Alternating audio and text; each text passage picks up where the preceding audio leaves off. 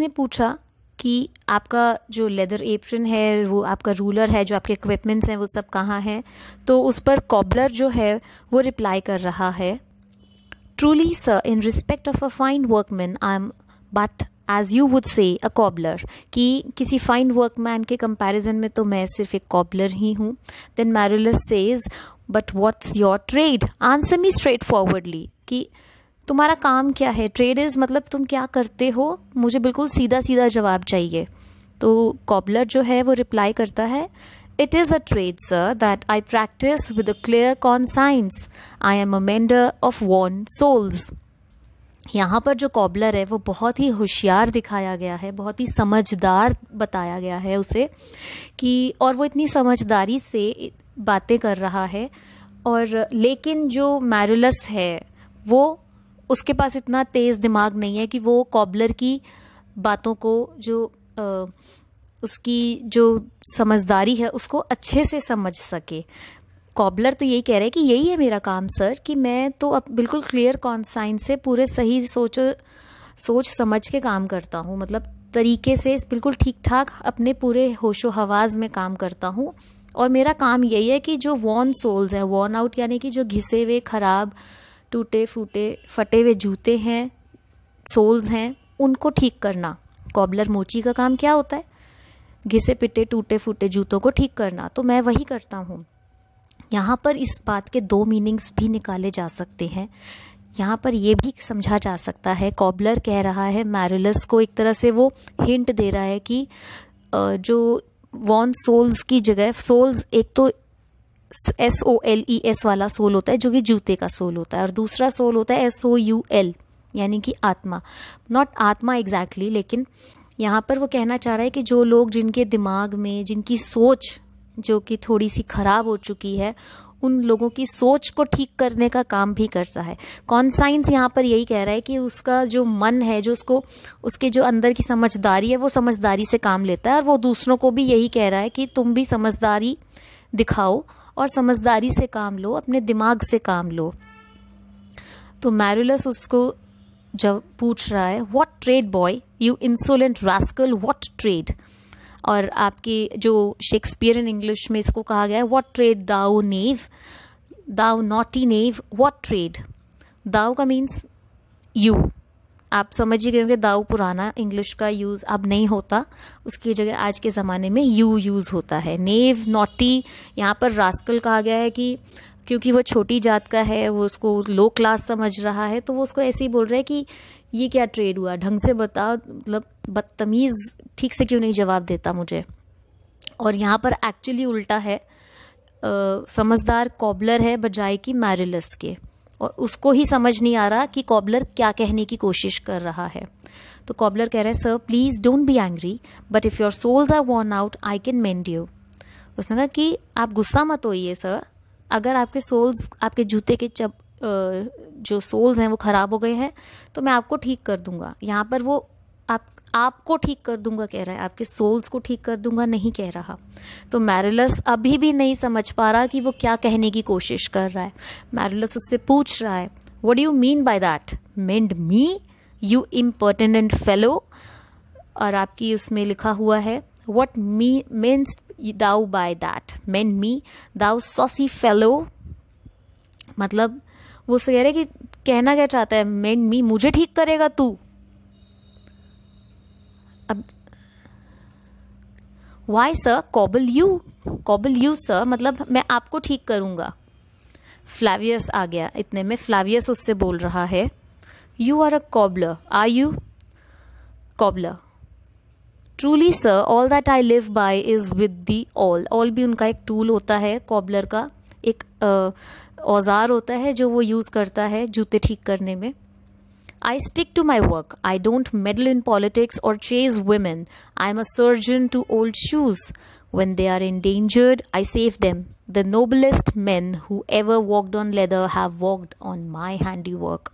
यहाँ पर वो फ्लावियस को रिप्लाई कर रहा है कॉबलर। वो यही कह रहा है कि सर मैं तो, मेरी तो रोजी रोटी ही इससे चलती है, अपने इस ऑल से।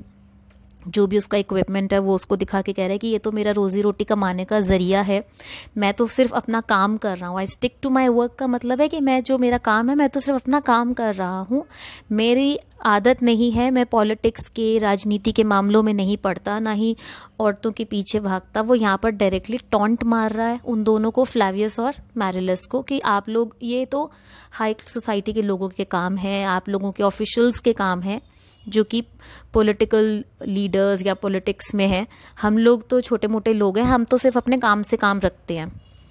आई am a surgeon to old shoes. Surgeon का काम क्या होता है?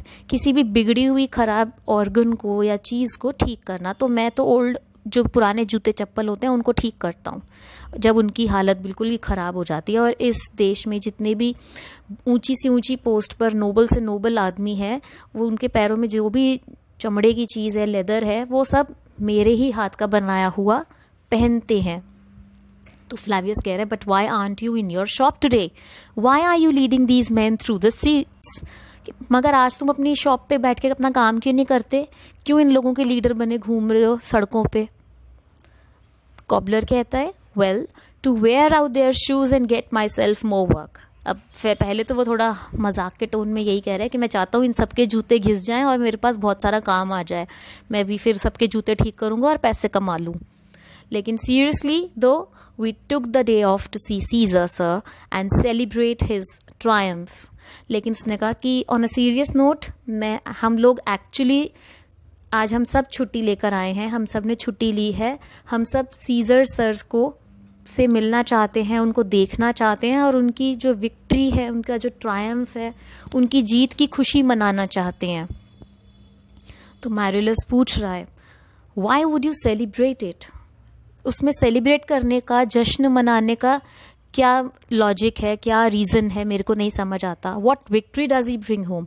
अब यहाँ पर वो नहीं चाहता कि सीजर जो है उसको बहुत शानो शौकत और बहुत फेम मिले, पॉपुलैरिटी मिले, इसलिए वो उसकी जो विक्ट्री है या जो उसकी डीड्स हैं, उसके जो बहादुरी के काम हैं, उनको डी ग्लोरीफाई कर रहा है और लोगों को एक्चुअली उसके खिलाफ करने की कोशिश कर रहा है कि उसने ऐसा कौन सा बड़ा काम किया है, ऐसी तो कोई खास उसने जीत हासिल की नहीं है, उसने किया ही क्या है आखिर? What foreign lands has he conquered and captive foreigners chained to his chariot wheels? कौन सा उसने किसी बहुत बड़े देश को जीत के वो लाया हो और हमारी जो टेरिटरी है उसकी लिमिट्स बढ़ाई हो, या फिर जो फॉरेनर्स को कैदी बनाकर वो लाया हो अपने चैरियट से घसीटता हुआ? ऐसा तो उसने कुछ नहीं किया।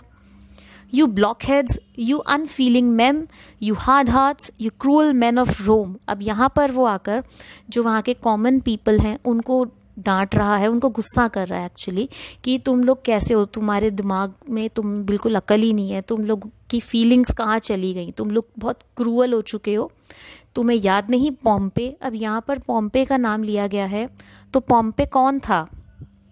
पॉम्पे एक्चुअली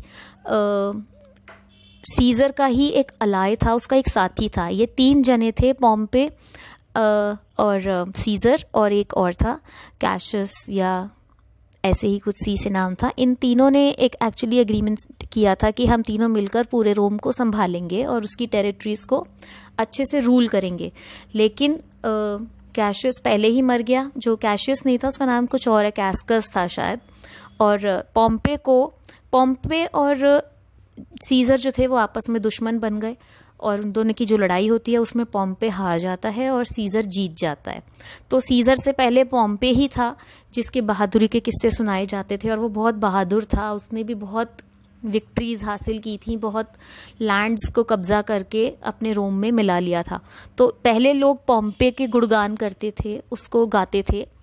तो वो यही कह रहा है कि मैरिलस कह रहा है कि तुम लोग कितने ज़्यादा कितने नाशुक्रे हो कि तुम लोग पॉम्पे की बहादुरी को, पॉम्पे की बातों को भूल गए इतनी आसानी से और तुम सीजर को याद कर रहे हो। पॉम्पे का कहाँ गया? तुम लोग इतने ज़्यादा, तुमने उसको धोखा दिया एक तरह से, तुमने उसके बिट्रे किया है जो तुमने पॉम्पे को छोड़कर सीजर का साथ देने लगे हो। Many times you climbed up on walls and battlements। पहले तो तुम इसी तरीके से पहले पॉम्पे का स्वागत किया करते थे, पॉम्पे के गुणगान किया करते थे। towers and windows, even chimney tops, with your babies in your arms, and sat there patiently all day waiting to see great Pompey ride through the streets of Rome. पहले तो तुम छतों पे चढ़ के, दीवारों को चढ़ के, फांद के, अपने हाथों में अपने बच्चों को लेकर इस तरीके से पोम्पे के स्वागत का, पोम्पे के आने का वेट किया करते थे. अब क्या हो गया तुम्हें? और जब तुम्हें उसकी एक झलक देखने को मिल जाती थी तो तुम लोग ऐसे आंसुओं की नदियां बहा देते थे. यहाँ पर मेंशन है, यहाँ पे एक नदी का नाम Tiber. And when you caught a glimpse of his chariot didn't you shout so loud that the river Tiber shook as it echoed. तुम इतना जोर से शोर मचाते थे, इतना अच्छे से हूटिंग करके उनका स्वागत करते थे कि जो नदी है उसको भी, उसका पानी भी हिल जाए, वो उस नदी में भी इको होती. And now you put on your best clothes and now you take a holiday. और आज तुम अपने बढ़िया कपड़े पहनकर, अपने बहुत सबसे अच्छे से अच्छा कपड़ा पहनकर तुम किसका इंतज़ार कर रहे हो? उसका, सीजर का. तो एंड नाउ यू टॉस, ये बहुत लंबा डायलॉग है मैरिलस का, जो वो अपने देश के कॉमन मैन को एक तरह से अपनी तरफ से वो लोगों को उनका ब्रेन वॉश करने की कोशिश कर रहा है कि लोग सीजर को भूल जाएं, उसको ग्लोरीफाई ना करें. And now you toss flowers in the path of Caesar who comes in triumph over Pompey's defeated sons. और आज तुम उसके स्वागत में फूल बिछा रहे हो, सीजर के, जिसने पॉम्पे के बच्चों को ही हरा दिया. जाओ, घर जाओ और go home, run to your houses, fall on your knees and pray to the gods to spare you in the pain that you deserve for such ingratitude. और तुम आज अब घर जाओ और दुआ मांगो, भगवान के आगे हाथ जोड़ो और अपनी गलती के लिए माफ़ी मांगो. गलती ये है कि तुम पॉम्पे को भूलकर सीजर के स्वागत में लग गए, जबकि तुम्हें पॉम्पे को याद रखना चाहिए था, और भगवान से अपनी गलती के लिए माफ़ी मांगो. अब फ्लावियस कह रहा है, गो good countrymen, and to make up for having done wrong, gather up all the poor men like yourselves, lead them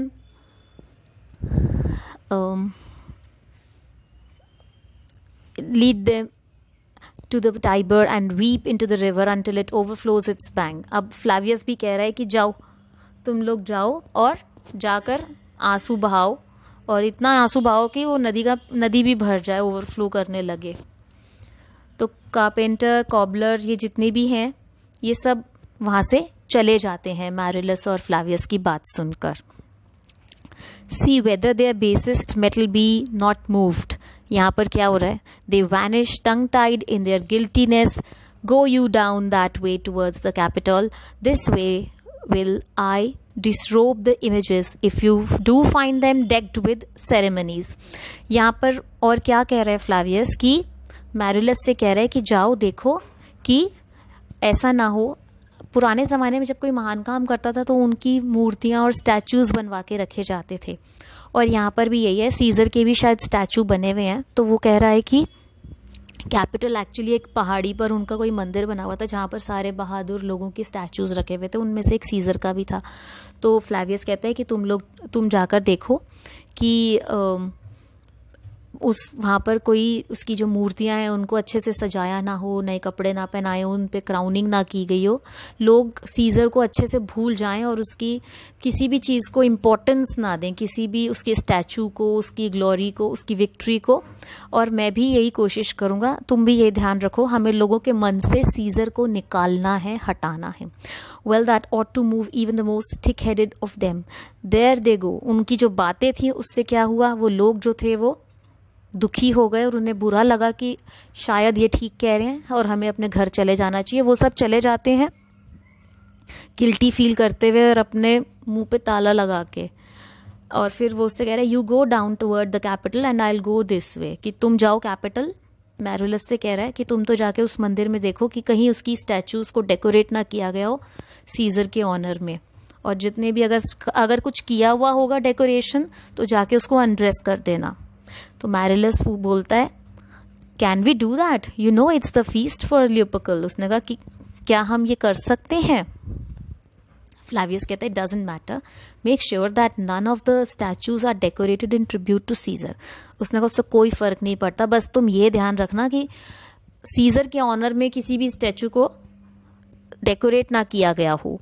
I will walk around and force the commoners of the streets, और मैं और भी अलग अलग सड़कों पे जा जा के देखता हूँ कि कहीं और जगहों पे तो लोगों ने ऐसी भीड़ इकट्ठा नहीं कर रखी ना, और अगर कहीं होगी तो मैं उन सबको भगा दूंगा, उन सबको घर वापस भेज दूंगा।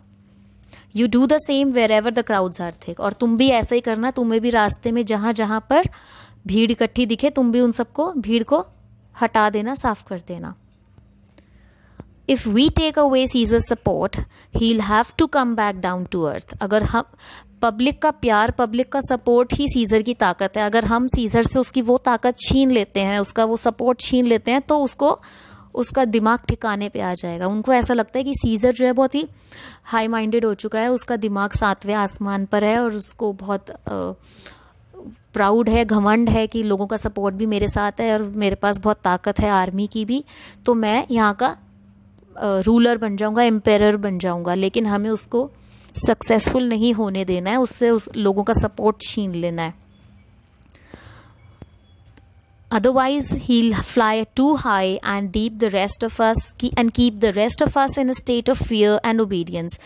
Otherwise, वो, उसका दिमाग 7वें आसमान पर ही रहेगा, अपने आप को वो बॉस समझेगा हम सबका, और हम सबको डर के साए में जीना पड़ेगा, और उसकी हर बात माननी पड़ेगी, उसकी हर चीज़ से हमें ओबीडियंटली उसको मानने पड़ेगा।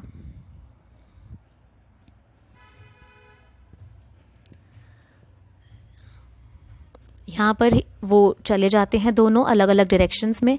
मैरुलस चला जाता है कैपिटल की तरफ और फ्लावियस चला जाता है बाकी की स्ट्रीट्स में लोगों को देखने। आपका चैप्टर यहीं तक है। इसके बाद सीन 1 जो है वो यहीं पे ख़त्म हो जाता है। इसके बाद सीन 2 शुरू होता है जो कि आपके चैप्टर में नहीं है। लेकिन अगर आपको आगे नॉवल में जानना है कि क्या हुआ तो आपकी बुक में लास्ट में मैं आपको पेज नंबर बता देती हूँ। एक कॉमिक्स के रूप में बना हुआ है पूरी स्टोरी कि क्या हुआ था उस नॉवल में। तो वो अगर आपको उसको और डेप्थ में जानना है तो आप उसको पढ़ लीजिए। पेज नंबर 163 पे स्टार्ट है वो, तो आपको अच्छे से समझ आ जाएगा कि एक्चुअली उस नॉवल में हुआ क्या था, उस प्ले में हुआ क्या था, और आपको बहुत ही क्लियर अंडरस्टैंडिंग हो जाएगी। फ़िलहाल आपके सिलेबस में ये चैप्टर सिर्फ यहीं तक है जब वो दोनों अपने अपने रास्ते चले जाते हैं। चैप्टर यहीं ख़त्म हो जाता है। बहुत ही इसमें खास अभी तक सीज़र की एंट्री भी नहीं हुई है। नाम जबकि जूलियस सीज़र है लेकिन फिर भी उसकी एंट्री भी नहीं हुई है। और इस प्ले में भी, पूरे प्ले में उसका रोल कम ही है इनफैक्ट जूलियस सीज़र का, क्योंकि उसका मर्डर हो जाता है, उसका असैसिनेशन हो जाता है। ये सब लोग मिलकर जो उसके खिलाफ थे उसका मर्डर कर देते हैं, तो उसका खास रोल भी नहीं है। मगर फिर भी जो पूरी की पूरी प्ले है, जो पूरी की पूरी बुक है, वो जूलियस सीज़र के नाम पर ही है। लेकिन आप पढ़ोगे तो आपको बहुत इंटरेस्टिंग लगेगा, बहुत अच्छा है ये। आप पढ़ेंगे तो फ़िलहाल आपके सिलेबस में है जो है उसको आप अच्छे से समझिए, और उसकी इन डेप्थ नॉलेज अगर आपको चाहिए तो पेज 163 पर जो स्टोरी दी गई है कार्टून के रूप में, कॉमिक के रूप में, आप उसको भी पढ़ सकते हैं। आई होप आपको ये चैप्टर समझ आ गया होगा। Thanks for watching my video. और कोई रिक्वेस्ट हो तो प्लीज़ बताइएगा। वीडियो अच्छी लगे तो लाइक भी कर दीजिएगा और शेयर भी। Thank you. Bye for now.